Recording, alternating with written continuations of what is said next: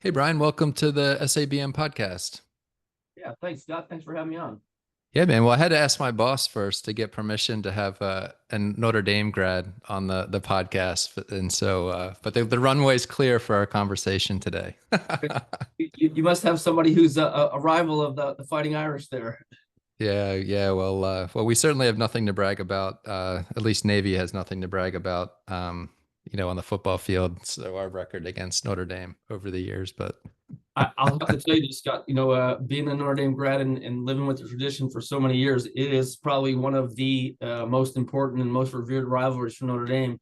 The story basically is that the Naval Academy and the Navy saved Notre Dame during the 1940s. Notre Dame would have closed its doors if it wasn't for the Navy opening up some training institutions there at the campus in South Bend. And so I think Notre Dame priests for years have said, doesn't matter for how long or wherever they want to play, we'll play Navy anytime they want to play. all right. Well, thanks for playing us. It makes for a fun day. Yeah. Well, excited to have you on the podcast today. And we got connected through a mutual friend, and you're the CEO of MOAA. So, I mean, I get my MOAA magazine every month, and I'm sure a lot of folks who listen to the podcast are certainly familiar with your organization. And then you recently had a transition a couple of years ago. So excited to hear about that, kind of with the theme of today, which is certainly a new conference that you guys are starting up in October called Total Force Plus, and excited to learn a little bit more about that. But maybe just to kick things off, man, why don't we just start with you, and I know you've had pretty, you were in the Air Force, right, for a number of years, and but would love to just learn a little bit more about your background and maybe what led you to MOA. Maybe we could start there. Yeah, thanks, Scott. I think like many folks, I went to secondary school looking for some money and to help me with education, and I ended up with an ROTC scholarship at Notre Dame, as you talked about, and joined the Air Force. And I think my original plan was, pay my 4 years back and be done and depart and go out into the business world, do my thing. But one assignment led to another, and I loved it. And I think what I loved most was the people and the mission and working with everybody. And 33 and a half years later, I ended up retiring as a three-star out of the Air Force and as the head manpower personnel guy. So I was, in Navy terms, chief of naval personnel, but chief of Air Force personnel, and sitting in the A1 job. And as I was transitioning and getting out, I didn't know what I was going to do. And I had a few different opportunities. And I thought, I know the defense industry folks will come talk to me about my connections and stuff. And they did a little bit, but I had a great mentor, and I asked them, like, how did you make your transition? What did you do? And the advice that came to me was, take your inventory of what's important to you, and whenever you pick what you're going to pick, thinking about being around your network of friends and family, and they're asking you, okay, hey BK, which most of them call me, what are you doing now? And if you say it and you describe it in a way that it's really easy, words flow off your tongue, and you're proud about it, you'll have picked the right thing. And as I got this opportunity to come to the Military Officers Association of America, MOAA, they said they were looking for another CEO. And I thought about it and just started to go down that path. I thought all the good things I had in my life, my wife, my friends, all these experiences, the great things I got to do really came from my military service. And so I had an opportunity to take a job where I could give back and I could continue to do things. And MOA's mission is to preserve and protect the earned benefits that everybody earns through their dedicated years of service.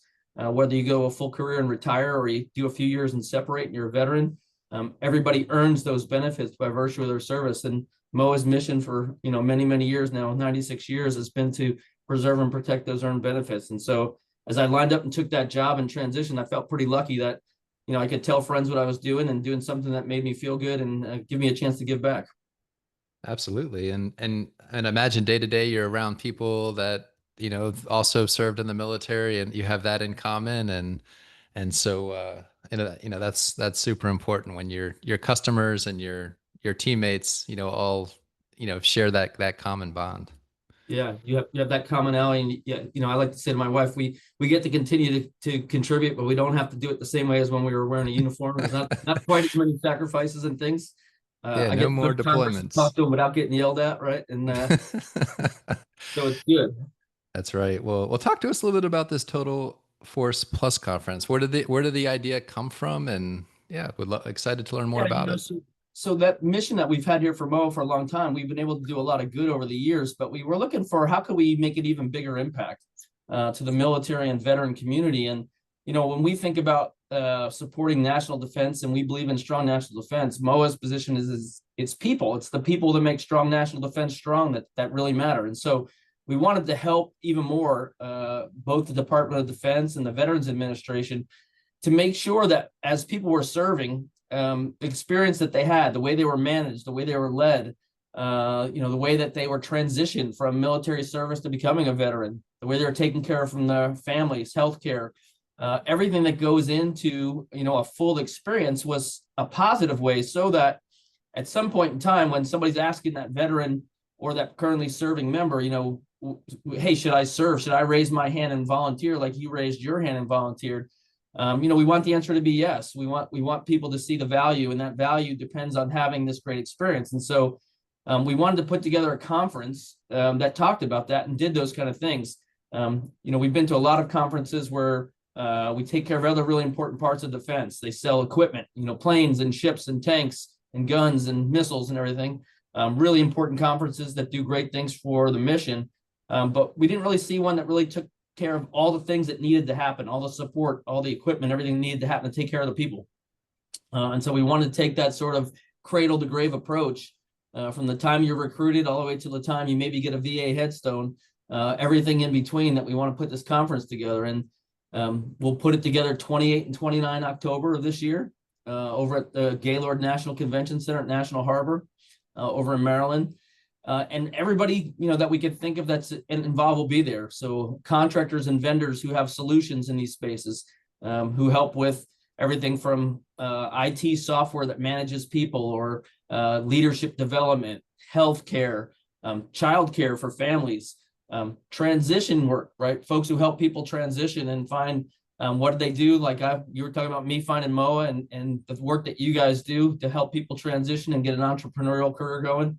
We want to talk about those kind of things and have everybody collaborate in the room during these 2 days of the conference to make sure that solutions that are available out there are talked about, and people can connect their challenges and their problems that they may have with solutions, and people who can provide those solutions for those 2 days. But again, the goal being, let's maximize that experience for people from the time you raise your hand and join, until the time you get that VA headstone. All right. And so, and that's certainly a wide range of folks, that are in different stages. Is there, like, if you had to, I don't know if this is a fair question, but like pick somebody at a certain stage, Yeah. and you're like, oh, like, I really hope that this person attends this conference, and we really want to deliver a lot of value to this person. Like how would you describe that person? Like who are they? Yeah, you know what I'm going to do, Scott? I'm going to expand a little bit. I'm going to say there's four, because we Okay. created four personas, if you will, and four focus areas for the 2 days. One is about the currently serving group of people and the people who have to manage them. And we focus there on talent management and innovation. So how do the service HR systems develop talent and help them innovate while they're in? The second group is the individual service person. How do they develop their own skills, from everything from their own nutrition and the personal thinking. The third one is the transitioning person, the person who's transitioning and becoming a veteran. How does that experience work from when you move from your uniform time to your civilian time, and how well are you taken care of, and what's the process by which you make that transition successful so that you can thrive when you're on your second set of careers. And then the last person is the veteran retiree. How does their health care and their support from the VA work when they're in the latter stages of their service. And so those four personas are going to be highlighted over the 2 days of the conference, and those are the people we're looking for in each of those buckets. Yeah. What are you most excited about for the conference as far as like the agenda? Can you maybe walk us through, what Yeah, those 2 days look like? we're going to have the ability to have leaders from the Department of Defense and the VA in each of those spaces be there, and then we're going to have the ability to have practitioners in the commercial sector to come and offer other ideas, right? So you'll get somebody in the DoD who's working IT systems for helping manage the personnel in each of the branches of service. But then we'll couple that with bringing in folks from Salesforce and Palantir and other companies from the outside who can offer commercial solutions and hey, have you thought about it this way? This is the way we do it in the commercial sector.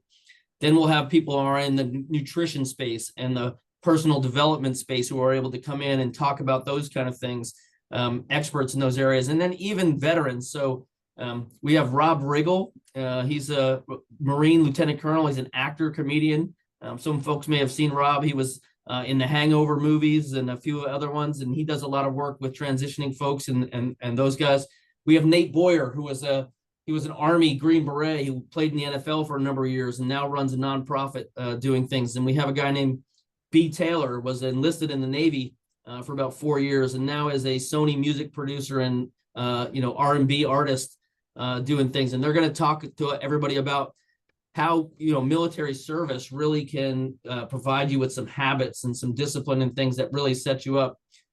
Once in a while, we hear a narrative out there, Scott, that sometimes military service is seen as disruptive to people, and that it sort of delays a career.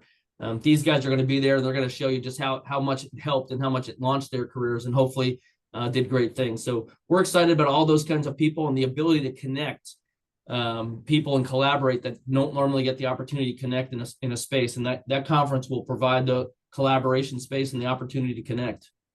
All right. That's really exciting. And then, we'll certainly put a registration link to the conference in the show notes so people can register. And looks like it's free for active duty, and I'm whatever, I'm not sure what it costs, but it looks like a pretty good deal to, get access to some great stories, like inspirational stories of people who have really done have transitioned out maybe and Yeah. have like a really cool career.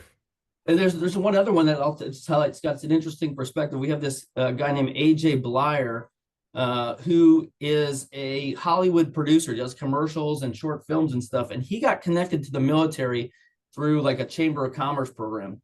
And he became so enthralled when he got to visit. He visited some special operations units. He visited deployed air wing out at sea, did a bunch of different things that he decided he was going to volunteer his time to come help the Department of Defense and the VA tell their story. He said, you guys have such a great story, but you just aren't great storytellers, right? And so he's like, let me show you how you tell this story from a Hollywood perspective so that people can really see the value of the experience of what you do. And so AJ is going to be at the conference, and he's going to hold a session about how to tell the story about what it means to be a currently serving or a veteran member of the United States military. All right. Really cool. Really cool. And where's the conference, Brian? The conference is at the Gaylord National Convention Center over at National Harbor, Maryland, on the outskirts of DC. And it's on October 28th and 29th, both days, all day over there. Full day agendas both days. Like we said, all the things that are going to be there. We look forward to 2 great days over at National Harbor. All right. Super exciting. Well, yeah, I'm excited to hear how it turns out. And then I'd also like to maybe dial in a little bit in regards to maybe your own transition, right? And then we talked about it briefly about, some introspective, questions that you went through, but I mean, you made it up pretty high in the Air Force, right? A 3-star general. Certainly congratulations on that.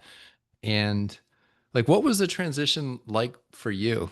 Because you made it to a super high level, right? And it sounds like you got a great job in it, but I don't know if there's anything self-discovery moments or There's a ton, Scott, right? And I think like most people, I don't think I'll love to find the person, the unicorn who didn't have any doubts or had any concerns when they were transitioning, right? You're not sure. So I didn't know exactly what I wanted to do. I didn't know if I was missing opportunities. I didn't know where I was going to live and all those kind of things. And I was trying to prioritize. I went through a bunch of transition courses that the military sets you up for, and I did one of those regular TAP classes, and then I did the Air Force had the executive TAP class for the general officers, and I did that with my wife. And, we learned a lot out of those things, but we were trying to lay out that whole inventory. Is location important? Is, job important? Is salary? What are all the factors that go into that discussion? And I'll be honest that there was a couple times where I didn't know how to prioritize, and that advice that I got about, finding something that is going to make you really proud of what you're doing, as long as you have your factors are being satisfied, really ended up being what was important to me. What was hard, and I'm sure others have had it, is I got a couple other job offers before I got the MOA one, and I turned two down. And as I'm turning them down, I'm like, am I walking away for the best I'm going to get? And then something else is, everything else is going to go downhill from here, right? Like, so I had those scary moments of, did I just walk away from the best thing I'm going to get, and now I'm going to be disappointed in everything else that comes my way? It turned out that wasn't the case for me. I was lucky enough to then get this MOA offer, but there was uncertainty in there. But having a network of people, like I'm sure others have said, people I could reach out to and talk to and bouncing, my ideas or experience. Hey, this is what I just ran into. Does this sound right to you? Does this not sound right to you? Does this sound, somehow out in left field, or am I in the middle of the field there? What's going on? That network for me was really, really valuable. I even only found out about, I think of the 5 or 6 jobs I ended up having interest in, 5 of the 6 I found out through my network. I never would have known if I didn't have a network of people who were, I was able to reach out to, or who were talking to me or referring things my way. I think only one of them did I ever run into something that wasn't referred to me by somebody else in the network. All right. Well, congrats on finding a really cool opportunity. And so I know a big focus of yours right now is certainly the upcoming conference. What are some of your other, maybe, big goals, short-term goals, over the next 6, 12 months, and then maybe even longer term goals, as you look out over the next 3 to 5 years, what are you most excited about?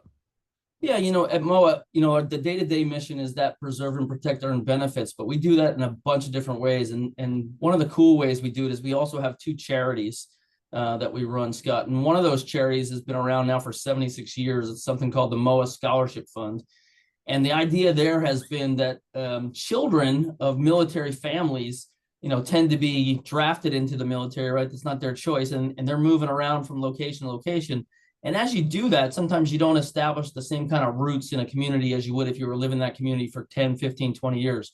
So when it gets time to go to school and you're applying for scholarships, sometimes the connections in those communities are pretty thin, and you don't have the ability to maybe compete or even be aware of some of those things. So the MOAA Scholarship Fund saw that many years ago and stepped in and has been raising money and helping for many years. And this next year, we're going to provide about $18 million out in scholarships and interest-free loans out to children of military families, all ranks, officers, enlisted, everybody out there. About 1,800 children this year. Will add to the same number that we've been doing in the previous years. And I think all in total, we've got about $45 million on the street right now, helping children of military families get their secondary education. So that makes us pretty proud. It's a really important event that we do each year. We'd love to have even more people apply. Everybody who has a child who is currently serving or a retired military member child can apply. Children have to have a 3.0 grade point average, so we try to make sure they're taking care of their end of the bargain. But we want even more, because I think we can do even more good. And then we have a second charity, Scott, that's called the MOAA Foundation. And the MOAA Foundation's goal is to prevent veterans from getting into crisis, or if they get into crisis, helping veterans get out of crisis. We found an interesting niche in MOAA a couple of years ago, in that if you're retired from the military, usually you have a fallback mechanism when you get into some crisis of the relief societies, Marine Corps Relief Society, Army Emergency Relief Society, that help. And then if you are connected to the VA through a disability, the VA will step in and help you. But it turns out there's 12 million veterans in the country who are in neither of those situations, right? They didn't retire, and they're not connected to the VA. And when they get into crisis, there's not as many people out there to help them. And so this MOAA Foundation stepped in a couple of years ago and has been helping those folks fight their way through hurricanes, fires out in Los Angeles this year. We had a number of families, military veteran families, who found themselves in crisis. And the idea of the foundation is just to get them back on their feet. We're not going to rebuild their house. That's what their insurance is for, and those kind of things. But we can get them through a couple of weeks, help them get some groceries, get some rental cars, hotel rooms, those kind of things when they're in those kind of crisis situations. So we've been doing that for a couple of years now, and we're really proud of the work that happens out in the local communities to help those veterans who find themselves in crisis situations. All right. Well, 2 important causes. And yeah, I mean, I got a daughter starting college in next month. So Time I to know apply the for I MOAA know the scholarship. pain. We can get you some So money. yeah, we'll link to those those two foundations in the show notes so people can reach out, donate, or participate. Absolutely. Thanks. And what are your biggest challenges right now? Like where are you stuck, or how can we Yeah, help you? and then maybe that goes to the vision a little bit too, Scott, is, it's always a challenge to think about associations like MOAA and these ones that have been around for many years, and are they still going to be relevant, and are people still going to resonate? And so one of the challenges we have is connecting with each subsequent generation. Making sure that the next generation of folks, as they get out of the academies and come out of the academies, see value. I know when I was a young, brand new lieutenant, it was hard for me to see value in an organization that was talking to me about protecting my medical benefits. I was bulletproof. No, I didn't need any medical benefits back then, right? And your pay and your retired pay and the quality of life for your family, all these things that become important. But the fact is, the associations like this thrive on having the ability to pass it down from generation to generation. So we're working really hard to connect with each group and make sure that they see value in what we do. We've been going to your Service Academy Alumni Association, so over to Annapolis and up to West Point and out to Colorado Springs, and connecting with the Association of Graduates, trying to get in with the new graduating class. So as you get your new lieutenants and folks coming out of the academies, get them to see the value of MOAA, because for those young folks who's currently serving, it's free. We have a basic membership that's free, and they can stay as free members for a long time while they're serving, and then hopefully they'll see value, and when they connect and transition at some point in time, they become a paid member later on in life, and they see the value to pass on to the next group. But making sure that we add value, that we can do our part at MOAA to connect with them and show them there's value for them, and that they continue to build on it for the next generation, I think is our one of our biggest challenges, and we're trying to work on that for long term. Yeah. All right. Well, one way to create value certainly is connecting people, and so really cool to talk today about the conference happening at the end of October, and yeah, it sounds like it's going to be an exciting event. Yeah, and that's one of the hopes, is that by doing that, we'll be able to stack some value and show value, and like you said, connecting people together really helps to amplify that, and that's one of our goals for the conference, is to amplify MOAA and amplify the value that we can provide. All right. Well, Brian, what's the best way for people to reach out and get in touch with you and learn more about the event? And I'm pretty sure everybody's been to the MOA website, but if not, Yeah, you I, will.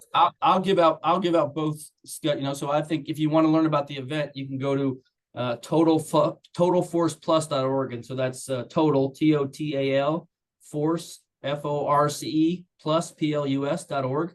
It has all kinds of information on the conference. It has registration pages, ways you can get involved, whether you want to come as a observer and participant, or you actually want to bring some content to the show. You can get all your information from there. And then, as you said, regular MOAA, it's just www.moaa.org.org. And there's all kinds of information on what we do. And one of the things I like to say about MOAA, Scott, is it's an association of officers, but it's not an association only about officers. MOAA has been around for all those years, working for everybody, all ranks, all uniform services across the entire military and veteran space. All right. Well, Brian, thanks for being a guest on the podcast today, and congrats on this inaugural conference, and really excited to see how it goes, and good luck with the new job. Well, Scott, thanks, and we appreciate you having us on, and good luck to you guys. I really, really appreciate all the things that you guys do in the space as well. Thanks.